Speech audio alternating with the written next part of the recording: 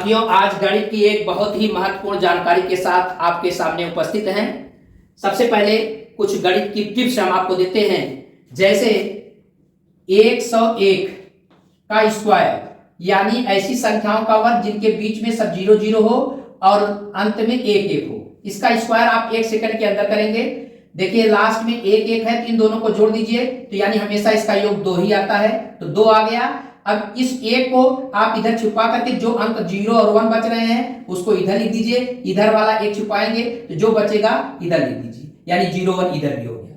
इसी तरह से 1 0 0 1 का स्क्वायर करेंगे तो 1 और 1 जोड़ेंगे, ये हो जाएगा 2। अब आप 1 को छुपाएंगे 0 0 1 यानी 0 0 1, फिर इधर भी वही 0 0 1। इसी तरह से 1 0 0 1 का स्क्वायर करेंगे तो वही दो बीच में आप लिखेंगे, 1 छुपाएंगे तो ये 0 0 0 1 यानी 0 0 0 1, फिर 0 0 0 1। इस तरह से ऐसी किसी भी संख्या का स्क्वायर 1 सेकंड के अंदर कर लेंगे। 1 नंबर का सवाल अक्सर पूछा गया है एग्जाम में कि इस तरह का सवाल आता है कि जैसे 2 का पहाड़ा होता है, तो 2 का पहाड़ा होता है 2 1 के 2, 2 दूना 4, 2 तिहाई 6, 2 चौके 8, 2 पंजे 10, 2 छक्के 12, 2 सते 14, 2 अठे 16, 2 नवा 18, 2 दहा में 20। इस पहाड़े में जितने भी संख्याएं आए हैं, यानी जितनी भी संख्याएं हैं, इन सब का सम। इसका एक बहुत ही बेहतरीन सूत्र होता है, बड़ा आसान ट्रिक हम बता रहे हैं कि जिसका आप पहाड़ा पढ़ रहे हैं, 2 का पहाड़ा है तो 55 में 2 का गुणा कर दीजिए, यानी 55 में 2 का गुणा करेंगे तो 110 आएगा। यानी किसी भी पहाड़े की जितने भी संख्याएं हैं सबका योग 55 गुणे वह पहाड़े की संख्या। इसी तरह से अगर 3 के पहाड़े में जितनी भी संख्याएं हैं उनका योग अगर आप देखेंगे तो ये हो जाएगा 5 तिहाई 15, 5 तिहाई 15 1 16, यानी 165 होता है। 4 के पहाड़े में जितनी भी संख्याएं हैं सबका योग अगर ज्ञात करना है तो 55 गुणे 4 कर दीजिए, तो 5 चौके 20, 5 चौके 20, 2 22। इस तरह से किसी भी पहाड़े की जितनी भी संख्याएं हैं उसका योग 55 गुणे उस पहाड़े की संख्या का गुणा कर देंगे तो उसका योग बड़े आसानी से मिल जाएगा। आज एक बड़ा मजेदार गणित का हास्य मन में चल रहा है।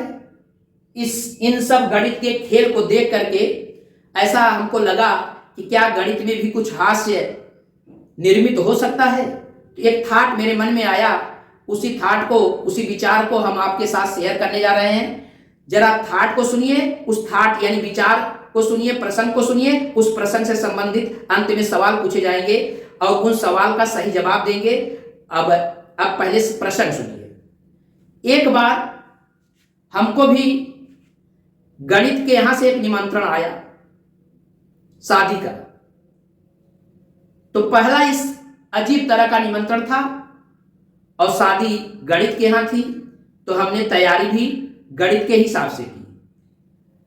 शादी के दिन हम भी तैयार हुए गणित के हिसाब से, एक घड़ी हाथ में लगा करके, 2 ठो मोबाइल ले करके, 3 ठो पेन ले करके, 4 पहिए की गाड़ी से 5 दोस्त मुंह गाड़ी में लेकर 6 बजे रवाना हुए। 7 बजे वहां पहुंचे, नाश्ता किए, 8 बजे द्वार 4 लगा। द्वार 4 के समय 5 6 7 दूल्हे से बड़े थे जो कि उनके आगे खड़े थे, इसलिए वहां भी हम ये नहीं जान पाए कि शादी किसकी है। फिर वहां पर जो डीजे का बाजा बज रहा था वहां पर हम गए। फिर 9 और 10 के बीच हम लोगों ने भोजन किया, नाश्ता किया, फिर घर वापस आ गए। उस पूरे शादी में एक बात जो हमको सबसे ज्यादा कॉमन लगी वह यह कि डीजे पर वही गाना बज रहा था जो हमारे यहां प्रायः सभी शादियों में बजता है। आइए हम गाने को सुनाते हैं और उसके बाद उससे संबंधित सवाल को आपसे पूछते हैं। हमें उम्मीद है कि आप उस सवाल का उत्तर कमेंट सेक्शन में जाकर के जरूर देंगे। जरा गाना सुनिए, वह कौन सा गाना था जो जो जो हमारे सामान्य शादियों में बजता है, वहां भी बज रहा था। गाना सुनिए। शादियां अमीर की होती है, शादियां गरीब की होती हैं, मगर जो भी होती हैं गणित की शादियां बड़ी नसीब से होती हैं। आज मेरे 4 की शादी है, आज मेरे 4 की शादी है।